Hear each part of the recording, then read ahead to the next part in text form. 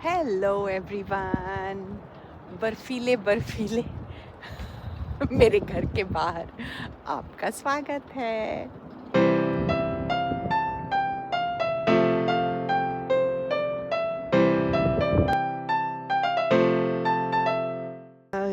इतने प्यारे दिन पे जब चाहे डिग्री हो ज़ीरो लेकिन धूप अच्छी लग रही है।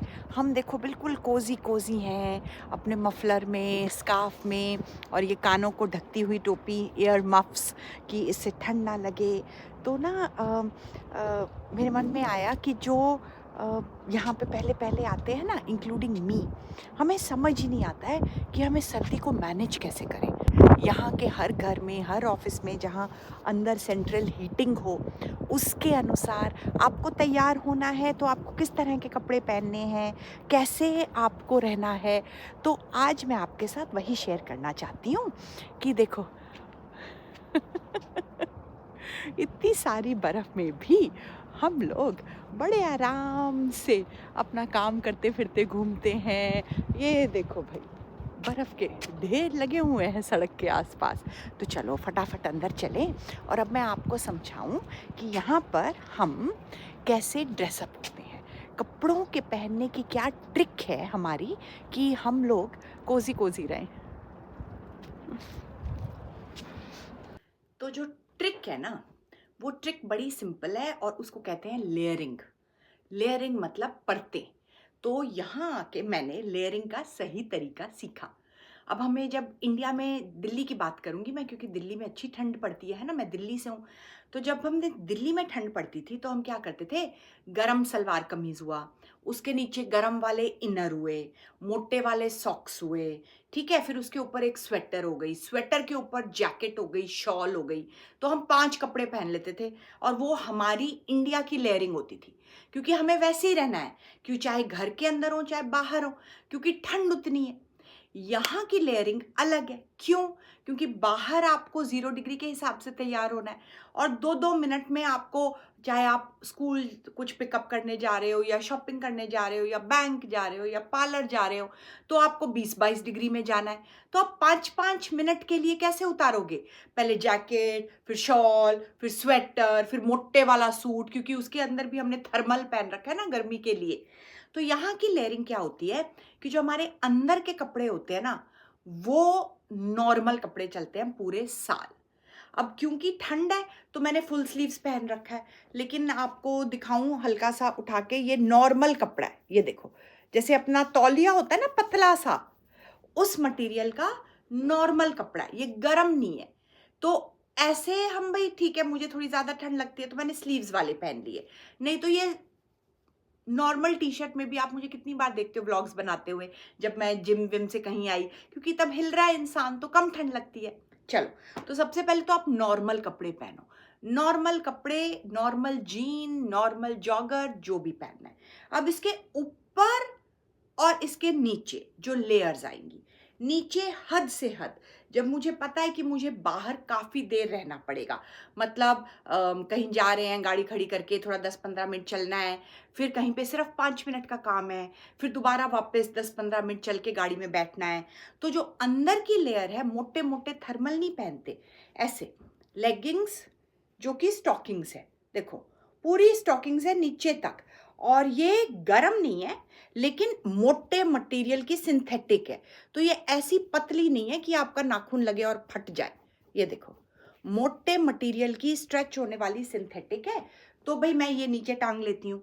इसके ऊपर आ गई अपनी जीन्स, और इसी शर्ट के नीचे मैंने पहन लेनी थी एक बनियान, जैसे जैसे ये टैंक टॉप कहते हैं ना, कॉटन की है, नॉर्मल, गरम नहीं है, गरम नहीं मैं पहन सकती भाई। तो नॉर्मल हमने कॉटन की बनियान पहन ली। ये तो हो गया अंदर की लेयरिंग। सारा कुछ है बाहर की लेयरिंग।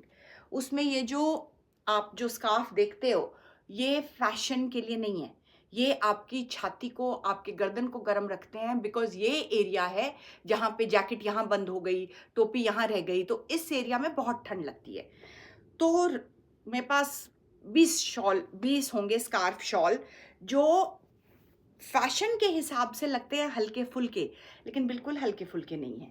ये जो है पश्मीना का है। पश्मीना माने प्योर बारीक वूल, मोटी ऊन के शॉल हम यहाँ नहीं स्कार्फ की तरह यूज कर सकते क्योंकि वो छाती ऐसे मोटी कर देते हैं।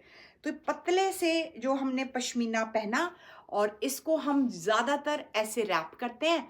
तो ऐसे रैप करने में क्या है, आपकी गर्दन भी हो गई कोजी कोजी, और हम ऐसे करके अब इसके ऊपर जो मैं जैकेट पहनूंगी तो देखो मेरी छाती पूरी गर्म रहेगी। हो गया ना फैशन। और अगर आपको जैकेट के ऊपर रखना है तो ये हल्का सा रंग दिख जाएगा, तो वो भी रंग दिख गया ऐसे जैकेट के ऊपर। तो भाई ये है, ये गरम है। जो बकायदा आप शॉल इस्तेमाल करते हो पश्मीने वाले अच्छे वाले वैसा, लेकिन छोटा है, साइज छोटा है कि बल्कि मतलब जैकेट के नीचे ना आए। और जो सबसे ज़्यादा बड़ा खेल है वो है यहाँ की जैकेट का। अब जो यहाँ की जो विंटर जैकेट होती है, क्या मज़ेदार बात आपको बताऊँ, उसमें ना डाउन डाउन होता है। डाउन मतलब बत्तखों के पंख होते हैं, तो बारीक बारीक पंख होते हैं उसमें। तो वो वजन में जो मैं, आप लंबी सारी मेरी जैकेट अभी आप जो देख रहे थे, देखने में लंबी चौड़ी है लेकिन है हल्की फुल्की, क्योंकि उसमें है बतख के पंख। तो वो ऐसी मुलायम रहती है और उसको आप धो सकते हो। और अगर आपने अच्छी क्वालिटी की एक ले ली तो मतलब 5-7 साल का हो गया, छुटकारा, नो प्रॉब्लम। ठीक है। तो ये जैकेट का खेल है। अब जैकेट में भी अब यहाँ खरीदने जब हम जाते हैं तो हमें टेम्परेचर के अनुसार आता है। उसमें रुई नहीं होती, रुई इतनी भारी बलकम रुई लेके आप सोचो कंधे पे 6 किलो की रजाई लेके आप कोई काम करने जा सकते हो? कुछ नहीं। तो इसमें रुई नहीं होती, इसमें होते हैं पंख और डाउन फेदर जिसे कहते हैं, फेदर जैकेट। और ये भी फेदर की क्वांटिटी भी मौसम के अनुसार होती है। तो जब आप स्टोर में खरीदने जाते हो तो चाहे रज़ाई हो, रज़ाई में भी हमारे ऐसे फेदर होती हैं, और आप रज़ाई चुन सकते हो कि हमें 0 डिग्री की ठंड तक ही चाहिए, या हमें -10 की ठंड तक चाहिए, या हमें -25-30 की ठंड तक चाहिए। उस हिसाब से उनकी जो पंख हैं वो 2-3 किस्म के पंख मिक्स हो जाते हैं, पंख ज़्यादा हो जाते हैं। आप सोचो कि हम जैकेट जब खरीदते हैं तो मेरे पास, जो मैंने कभी एक ब्लॉग में बोला था, 3-4 जैकेट ही हैं। 3-4 जैकेट ही हैं। फैशन वाली वो अलग हैं, वो अलग है, उनमें लगती है ठंड, लेकिन वो एक रंग चाहिए भाई, कहीं जा रहे हो आप तो दिखाने के लिए 5 मिनट के लिए।